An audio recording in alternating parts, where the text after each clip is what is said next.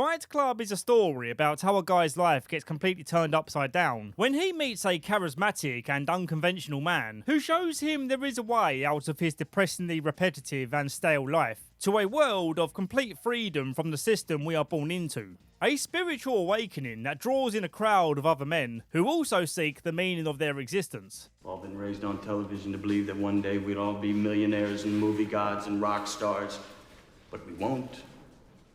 We're slowly learning that fact, and we're very, very pissed off.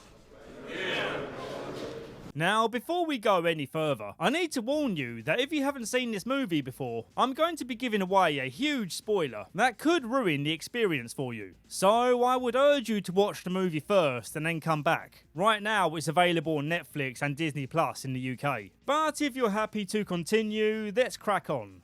Meet Tyler Durden, a man suffering insomnia due to his unfulfilling job, and generally feeling that he has no place in the world. He tries to make himself feel complete by making his home identical to an IKEA catalogue. He wants to convince himself that he has everything in order. This is a man who has it all figured out, and yet he still can't sleep. He complains to his doctor that he's in pain through sleep deprivation, and the doctor advises him to gain some perspective by visiting a testicular cancer survivors group. He follows the advice and at first finds it hard to connect because he's not suffering in the same way these men are. But then when it comes time for a one-on-one interaction, he meets Bob, played by legendary rock singer Meatloaf. Rest in peace, Meatloaf. Bob invites him to cry and release his pain. At first he resists, but when he sinks into the darkness and comfort of Bob's bosom, he finally feels able to let go. Lost in oblivion, dark and silent and complete, I found freedom. Losing all hope was freedom. An obvious allegory for how men rely on the nurturing nature of women to feel comfortable and vulnerable, likely stemming from the time we breastfed as babies. After this blissful release, he's finally able to get a good night's sleep, and he becomes addicted to attending all kinds of groups, faking his story to connect with the pain of others, and using their techniques to cope with life, be it hugging and crying or meditation. And you're going to find your power animal. Slide.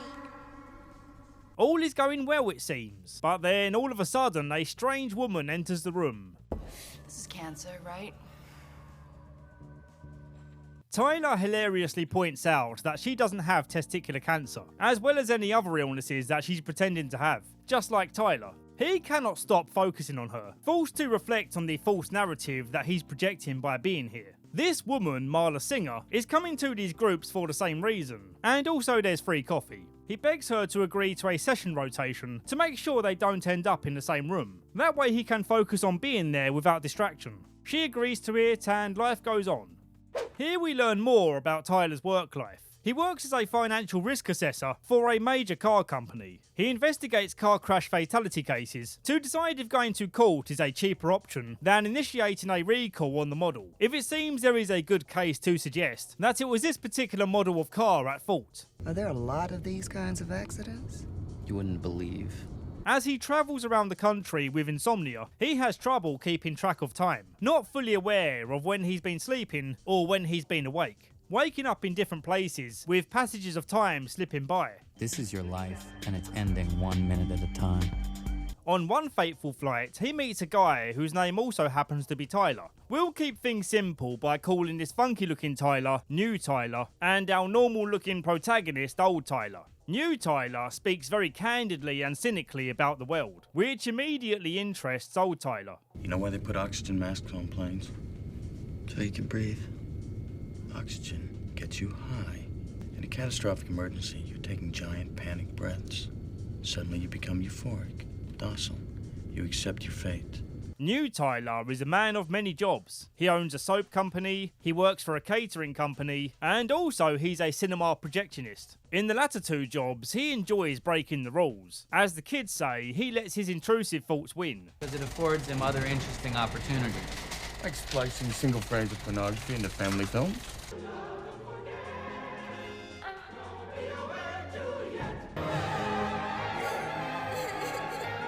Old Tyler comes home one night to see that his apartment has been blown up. Humiliated to see his life essentially strewn out across the lawn. How embarrassing. A house full of condiments and no food. With this embarrassment, he seeks counsel with someone who isn't ashamed of being himself. Even though he's only just got acquainted with the guy, he feels new Tyler is the right person to talk to. They go for a few beers, and at first old Tyler wants to relish on the misery of losing his worldly possessions. But new Tyler is indifferent to his loss, suggesting that it's pitiful to be so reliant on possessions to feel complete. I say never be complete. I say stop being perfect. I say let's evolve. Let the chips fall where they may. Outside, he scoffs at old Tyler's awkwardness, being too afraid to ask for a place to crash. So just ask. Cut the foreplay and just ask, man. Would that be a problem? Is it a problem for you to ask? Can I stay at your place? Yeah. In exchange for a place to stay, new Tyler says, "I want you to punch me." An insane thing to ask, but old Tyler complies, and they begin their first fight. That really hurts. Hit me again. No, you hit me. Come on. This is the pivotal moment where old Tyler sees his path ahead. However new Tyler lives, that's how he wants to live. New Tyler's home is this extremely run down and disgusting looking house, located in the middle of a factory town. Nothing works in this house and everything is leaking. If it wasn't for the roof over their head, they may as well be sleeping outside. They make a habit of fighting every night outside a bar, which starts to draw in a crowd. And this crowd of men interested in getting involved in the fight is what soon becomes Fight Club. Can I be next? All right, man. Lose the tie. Realising that a club has been established, new Tyler lays down some ground rules, the most iconic one being, The first rule of Fight Club is you do not talk about Fight Club. The second rule of Fight Club is you do not talk about Fight Club. and if this is your first night at Fight Club, you have to fight. This is no ordinary scrap. This is a life-changing moment for the men who take part. The freedom to act on primal instinct, which is looked down upon and controlled by societal norms. This kid from work, Ricky, couldn't remember whether you ordered pens with blue ink or black. But Ricky was a god for 10 minutes when he trounced the maitre d' of a local food court. On a homework assignment, members of Fight Club are instructed to go out and try to start a fight with a stranger, which, as they find out, is actually quite hard to do. Most people will do anything to avoid a fight, unless you're driving down the A127. Shut the f*** up, you cunt! Old Tyler believes things are going well. He doesn't even care to look into repairing his old apartment. He's more than willing to leave his past behind. But then he realises that new Tyler is banging Marla Singer. Oh, you got some fucked up friends, I'm telling you. And once again, she's back in his life, distracting him from his goals of self-discovery. Or so he feels. New Tyler makes a rule, saying you cannot talk to her about me or what goes on in Fight Club. Say anything about me or what goes on in this house to her or to anybody. We're done. Now promise me. Okay. You promise? Yeah, I promise. Promise. I just said I promise. What? It's 3 times you promise. Every night, they continue to bang, and old Tyler does his best to ignore it. I'll spare you the audio in case you're not wearing headphones. Even on my own, I find this incredibly uncomfortable to listen to. But this part is worth showing to you, because it's pretty funny to imagine what kind of bonking activities would require rubber gloves. You want to finish her off? No. No, thank you. Who are you talking to? Shut up. Marla comes downstairs wearing a grubby bridesmaid dress, and she tries getting intimate with old Tyler, who at this point is really annoyed with her presence and just wants her gone, frustrated that new Tyler won't get rid of her himself. I think it's time you got out of here. Don't worry, I'm leaving. Yeah, not that we don't love your little visit, You know, but you are such a nutcase. I can't even begin to keep up. thanks, bye. New Tyler's next assignment for them is to make soap, and the process involves rendering fat. The best fat to use, he says, is human fat, and that's why they're raiding the bins of a liposuction clinic. Honestly, the most grotesque moment of this movie. Look at him trying to catch the fat in his hands. Tyler explains the unintended benefits of human sacrifice in history, and while explaining all of this, he asks old Tyler to hold out his hand, as he's about to make a sacrifice himself. What is this? This is a chemical burger. It'll hurt more than you've ever been burned, and you will have a scar. What are you doing? He tries meditation to ignore the pain, which angers New Tyler, needing him to see that the only way to benefit from this sacrifice is to be at one with the pain. Without pain, without sacrifice, we would have nothing. Old Tyler says that's all well and good, but you don't know how much this hurts. It's only after we've lost everything that we're free to do anything. Old Tyler realises that in order to keep up the mischief, he needs to quit his job. But how can he do this without losing his income stream? Well, he does this by beating the crap out of himself and making it look like his boss did it. Oh God, no, please, no! An absolutely insane idea, but the payoff is he's given an indefinite vacation on full pay. One particular assignment that New Tyler takes on is threatening to end the life of a store clerk, saying he needs to quit being a store clerk and continue pursuing his dream of being a veterinarian. And if he's not on the path to being a veterinarian the next time New Tyler checks in, he's going to pull the trigger. That wasn't funny. What the fuck was the point of that? Tomorrow will be the most beautiful day of Raymond Castle's life. His breakfast will taste better than any meal you and I have ever tasted.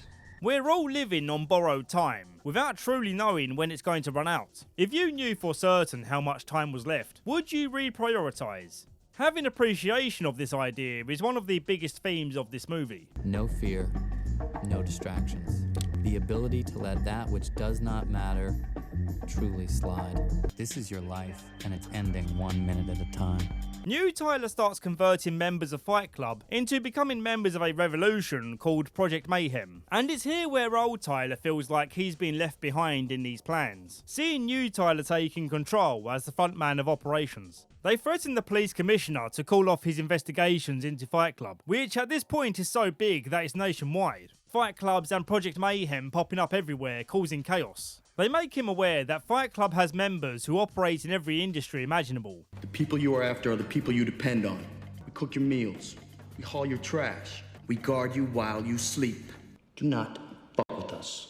New Tyler again grows frustrated at old Tyler's unwillingness to relinquish control, saying that what they're doing here isn't about them being friends or joint owners of a company. This is a movement, a revolution, and he just needs to be willing to let it happen. It's here where New Tyler reveals that he was the one that blew up the apartment, setting everything in motion for old Tyler to change his ways. Why do you think I blew up your condo? Hitting bottom isn't a weekend retreat. It's not a goddamn seminar. Stop trying to control everything and just let go. The last straw for old Tyler is when Bob gets killed during an assignment. He now believes that this group of anarchists are heading towards disaster. Whatever they're planning will bring about more casualties, and the whole thing is going to be catastrophic. New Tyler then disappears, and old Tyler spends the next few days chasing his trail. The weird thing is though, he feels like he's been to all of these places before, and when he asks a bartender if he's seen New Tyler, the bartender says, "Wait, you are New Tyler." You're Mr. Durden. You're the one who gave me this. Please return your seat backs to their full, upright, and locked position. So there we have it, the big reveal. There is only one Tyler Durden. The Brad Pitt version of Tyler Durden was in his imagination, representing the person he always wanted to be, but lacked the courage to be so. I look like you want to look. I fuck like you want to fuck. I am smart, capable, and most importantly, I'm free in all the ways that you are not. When you know this twist, rewatching the movie becomes a whole new experience, because you pick up on all the moments where Tyler's only really been interacting with himself. The members of Fight Club and Project Mayhem have always treated him like he was clued in on the plans, because on a subconscious level he did know the plans. It's under control, sir. His imaginary alter ego gave him the guidance he needed to transform from old Tyler into New Tyler. It takes him a while to accept this realization, as you can only imagine how crazy this would make you feel. He then tries to prevent the final act of Project Mayhem, which is to demolish the buildings of all the major credit card companies, resetting everyone's debt to zero.